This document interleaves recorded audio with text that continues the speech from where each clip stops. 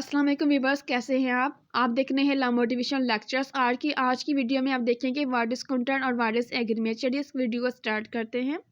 According to section 2H of the contract act, an agreement enforceable by law is a contract.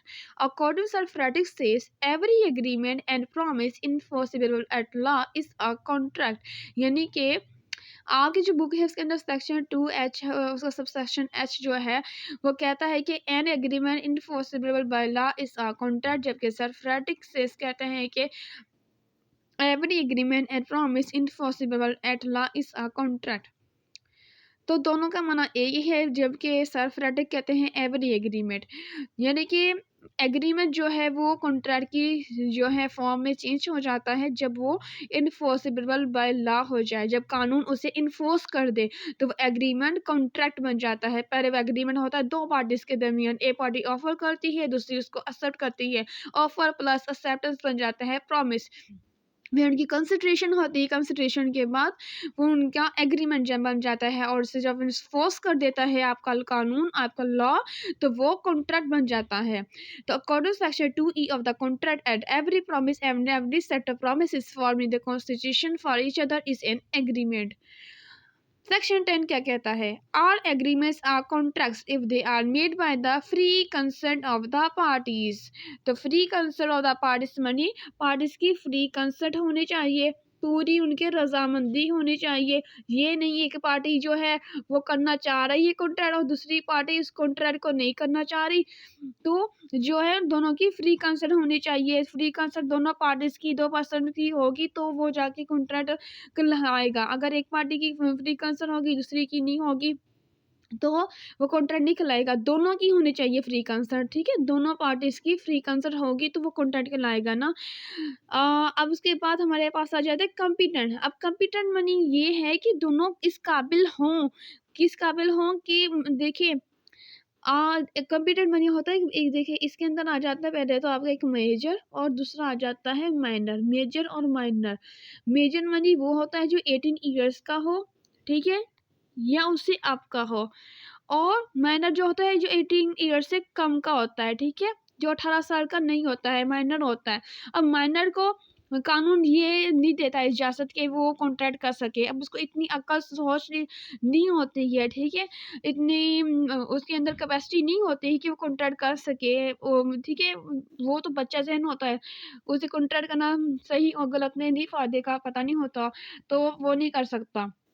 कौन नहीं कर सकता? Minor नहीं कर सकता, तो मेजर कर सकता है। मेजर ही कॉम्पिटेंट टू कॉन्ट्रैक्ट है, minor is not competent to contract.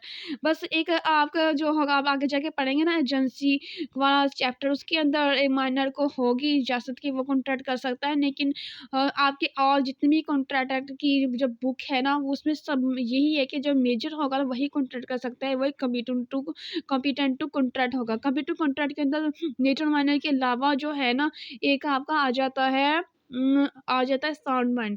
फिर इतनी अक्ल और फहम होना चाहिए, साउंड माइंड होना चाहिए कि साउंड माइंड नहीं कि उसे इतनी याददाश्त जो हो, इतनी अक्ल व फहम हो, ठीक है, कि वो सही और गलत का उसके फ़र्क पता हो, तो वो इस कॉम्पिटेंट कॉन्ट्रैक्ट हो। वो मतलब कि जिसका दिमाग सही ना रहता हो या चीज़ को भूल जाता हो, वो इंसान कॉन्ट्रैक्ट नहीं कर सकता है।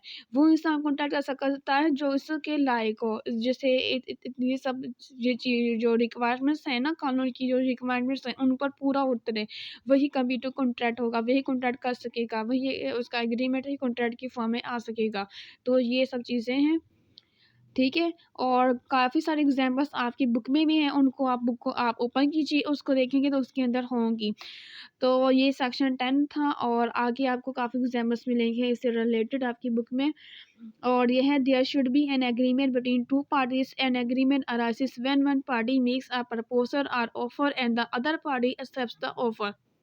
तो इसी तरीके से होता है कि एक पार्टी जो है ना ऑफर करती है, ठीक है, और दूसरी पार्टी जो है ना उसको एक्सेप्ट करती है, ठीक है।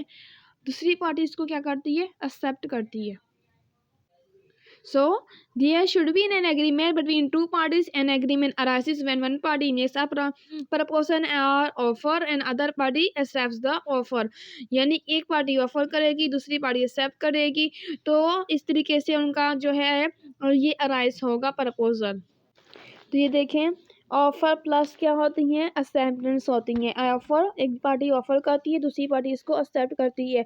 उसके एक्सेप्ट करने से क्या होता है, वो प्रॉमिस कहलाता है। ठीक है, वो जो उसने प्रपोजल किया था ना, ये ऑफर जो की थी एक पार्टी ने, फिर वो दूसरी पार्टी इसको एक्सेप्ट कर लेती है। उसके एक्सेप्ट करने के बाद वो बन जाता है प्रॉमिस। ठीक है, प्रॉमिस के अंदर कंसिडरेशन वगैरह होती है, फिर वो एग्रीमेंट बन जाते हैं। आपका जो सेक्शन 2 है ना, ये बहुत ज़्यादा इंपॉर्टेंट है, आपको इसको बहुत अच्छे तरीके से पढ़ना है, सेक्शन किसको, 2 को। इसलिए अगर आपने इसको अच्छे तरीके से पढ़ लिया ना, आपके आगे जितने भी होंगे ना सेक्शंस, आपको पढ़ने में बहुत ज़्यादा आसानी होगी और ये सब चीज़ें उसके अंदर होंगी। तो उसके अंदर जो सबसे ज़्यादा अहम चीज़ है वो ये है कि आपको समझ आ जाए कि ऑफर कैसे तरीके से होती है, एक्सेप्टेंस किस तरीके से होती है। एक पार्टी है वो ऑफर करती है, मिसाल के तौर पर किसी ने कोई पेन जो है ना वो सेल करना है एक पार्टी, या दूसरी पार्टी इसको बाय कर लेती है, यानी कि एक्सेप्ट कर लेती है। तो ये उनका आपस में क्या हो जाता है, उनका आपस में ये हो जाता है कि प्रॉमिस हो जाता है। ठीक है, उनका प्रॉमिस हो जाता है, इसने उसकी कॉन्स्टिट्यूशन भी कर दी और वो हो गया उनका एग्रीमेंट। एग्रीमेंट इस तरीके से भी होता है, कई तरीके से होता है एग्रीमेंट। ये तो हर चीज़ को सेल करना और बाय करने की एक छोटी सी सिंपल सी एग्जाम्पल थी। और अगर आप अच्छे तरीके से समझना चाहते हैं तो आप रिक्वेस्ट करिएगा, या अगर आप कहेंगे तो आपको सेक्शन 2 बड़े डिटेल में पढ़ा दिया जाएगा। तो there should be an agreement, पहले आपको ये बात समझने की ज़रूरत है, आपकी कॉन्ट्रैक्ट एक्ट सेक्शन 2 को बहुत अच्छे तरीके से समझने की ज़रूरत है, जिसके अंदर जो सबसे ज़्यादा चीज़ आप पढ़ेंगे वो ये होगी कि there should be an agreement. जो भी एग्रीमेंट होता है वो बिटवीन टू पार्टीज या टू पर्सन के दरमियान होता है। एन एग्रीमेंट अराइज, एक एग्रीमेंट अराइज कैसे होता है, वो ऐसी तरीके से अराइज होता है कि एक पार्टी जो है वो प्रपोजल करेगी, ऑफर करेगी, दूसरी पार्टी इसको एक्सेप्ट करेगी। अभी तक के लिए ये समझिए आप। ठीक है, और इसी तरीके से एग्रीमेंट बनता है, उसकी शुरुआत इसी तरीके से होती है। और यहाँ पे आएंगे कि all agreements are contracts if they made by the free consent, यानी कि दोनों पार्टीज की फ्री कंसर्ट होगी तभी जाकर वो कॉन्ट्रैक्ट कहलाएगा। अगर वो उसके अंदर फ्री कंसर्ट नहीं होगी वो कॉन्ट्रैक्ट नहीं कहलाएगा। और वो कॉम्पिटेंट कॉन्ट्रैक्ट, वैसे काबिल हो, ये लायक हो कि वो कॉन्ट्रैक्ट करने से, कल इतनी सोच, इतनी याददाश्त होनी चाहिए। Law for consideration, law for reject and they are and not hereby expressly declared to be void. Okay, और सेक्शन जो है according section 2 of the contract, every promise, every set of promises form the constitution for each other, ये एक दूसरे के लिए जो उनकी कॉन्स्टिट्यूशन है इस एन एग्रीमेंट।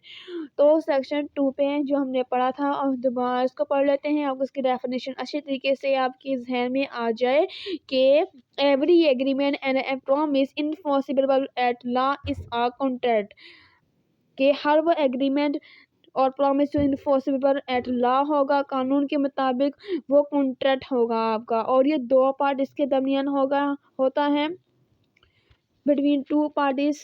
आपको बता दिया है मैंने, दो पार्टीज, एक पार्टी ऑफर करेगी, दूसरी पार्टी इसको क्या करेगी, एक्सेप्ट करेगी।